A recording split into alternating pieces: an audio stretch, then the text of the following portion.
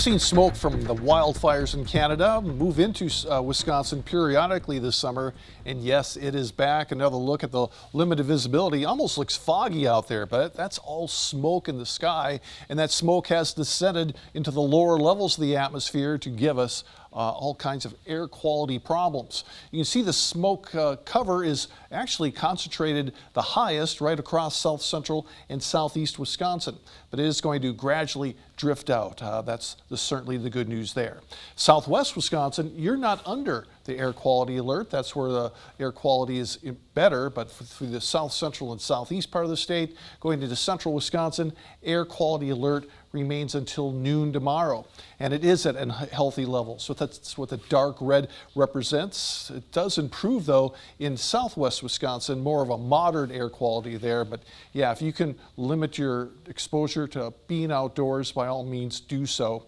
But it is going to improve. Here's currently the smoke cover, but it does show as we go through the night, it's starting to filter a little bit and won't be quite as bad by midnight, and it'll continue to steadily improve as we go into tomorrow morning, and the smoke cover will be thin by right around noon tomorrow. So there's an improvement expected there. Just in time for the temperature to warm up. Here are current readings in the low to mid 80s across the area. It's 84 in Prairie du Chien, also Fond du Lac, Janesville, also at 84. But the heat is out there, and it's hot, to say the least, across the central and northern plains. Temperatures well into the 90s. A hint of things to come for us. Thunderstorm activity, well, there's a few cells in northern Wisconsin, but that's well down to our south. But we do have thunderstorms in our forecast too, and there's a severe potential on Wednesday. The highest potential is a slight risk across our far southern viewing area, going primarily down into the mid-Mississippi Valley region. But we'll have to keep an eye on that severe risk. So what's happening? There's a warm front boundary to our south. That's going to be lifting northward. Now tomorrow's going to be an uneventful day with temperatures a little bit warmer. Then the warm front comes in close enough by Wednesday morning to give us some scattered storms, and some of those could be quite heavy, even severe. By Wednesday afternoon, the warm front lifts northward. That's when the heat's really going to kick in, and I think it will peak on Thursday with us in the warm sector of the system. Heat index could be close to 100. Now the cool front will eventually move in, and it will bring us a relief from the heat by this upcoming weekend.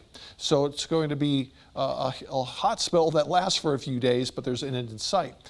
Future track shows the mercury overnight under mostly clear skies, dropping down in the low 60s. It looks like we will be into the 90s tomorrow. It will be a hot day. Doesn't end there. We stay in the 70s Wednesday morning, and then we'll see temperatures climb into the 90s by Wednesday afternoon. It was just showing 100 degrees. That's a computer model update. I don't necessarily buy in on that. I'll take a look at that. Mostly clear skies. Patchy smoke, low temperature down to 65 degrees. Tomorrow, sunny, hot, patchy smoke should lift out in the morning hours, a high of 91.